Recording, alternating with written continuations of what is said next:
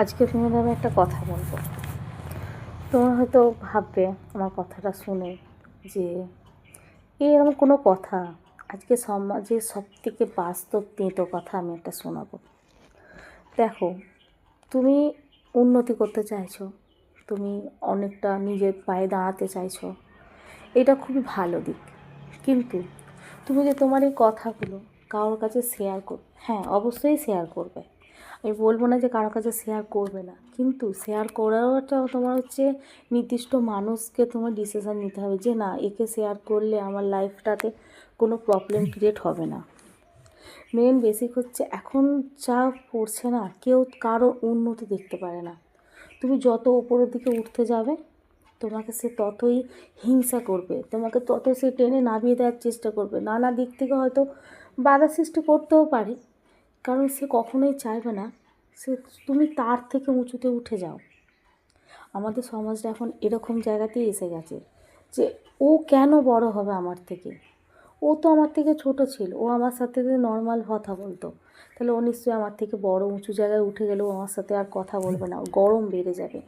এই যে মনোভাবটা এখন অর্ধেক মানুষের হয়ে গেছে।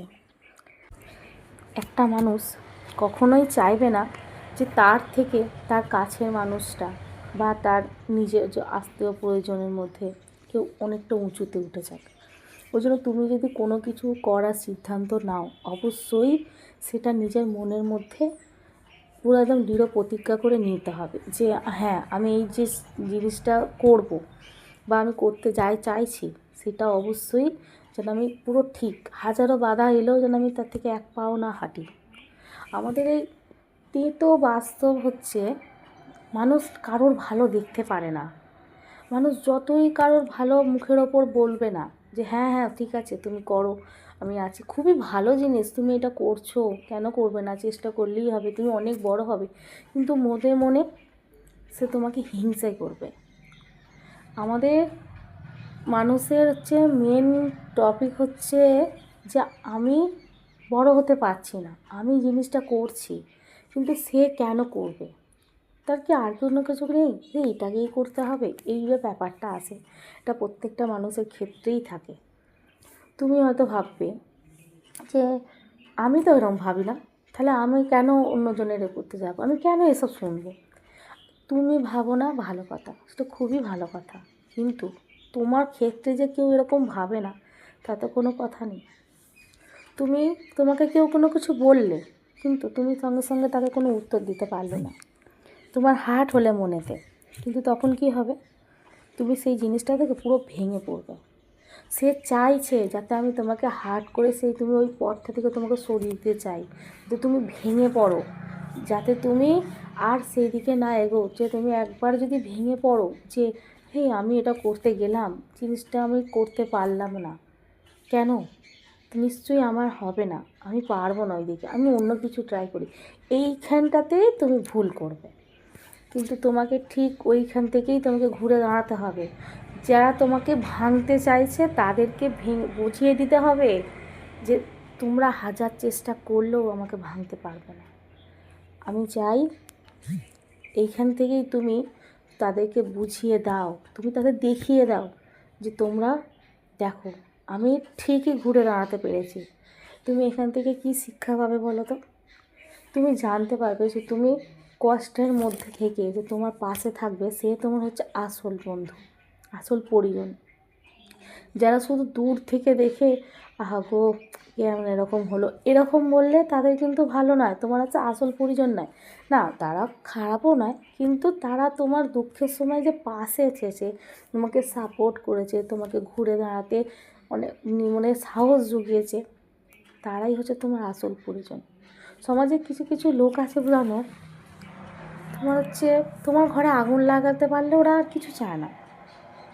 আগুন লাগানো মানে ওই আগুন নয়, ঝামেলা সৃষ্টি করার কথা বলছি।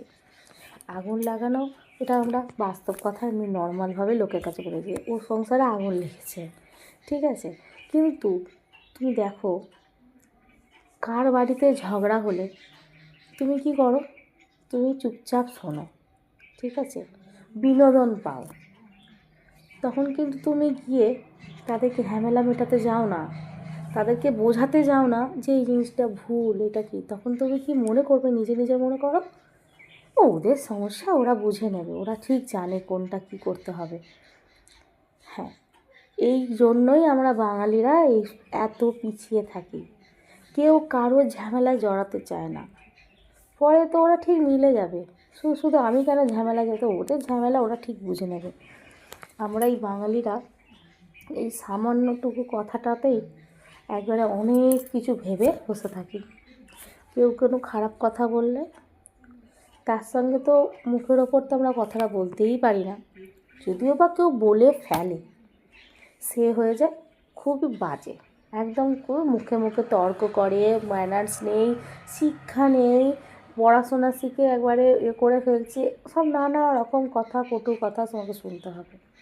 এইসব কথা শুনেও যারা এগিয়ে যায় তারাই আসল প্রকৃত মানুষ হয়ে উঠছে, তারাই নিজের পায়ে দাঁড়াতে পারছে, তারাই নিজেকে এই এত মানুষের কটু কথার মধ্যে দাঁড়িয়ে বলতে পারবে গর্ব করে, দেখো তোমরা আমাকে এত চেষ্টা করেও আমাকে কিন্তু দমাতে পারোনি, আমি ঠিকই ঘুরে দাঁড়িয়েছি। এটাই হলো আসল শক্তি। কখনো কখনো তোমাকে চিৎকার করে বা চেঁচিয়ে, লোকের সঙ্গে ঝগড়া করে, তর্ক করে ওইসবগুলো লোককে বলার দরকার নেই যে তুমি কেন এরকম করছো, আমি যা খুশি করতে পারি, তোমার তো বলার দরকার নেই, এরকম বলার দরকার নেই। একটা সময় জিনিসটা আছে না, ও তুমি আস্তে আস্তে নিজের লক্ষ্যের দিকে এগিয়ে গেলে ঠিক সময় তোমায় ওদেরকেই মুখের ওপর জবাব দিয়ে দেবে যে এত কিছু করার পরও সে তার নিজের লক্ষ্যে পৌঁছাতে পেরেছে। এইটাই হচ্ছে আমাদের মেন লক্ষ্য রাখতে হবে, যে আমরা যাই করি আমাদের লক্ষ্য থেকে আমাদের দূরে যাওয়া যাবে না।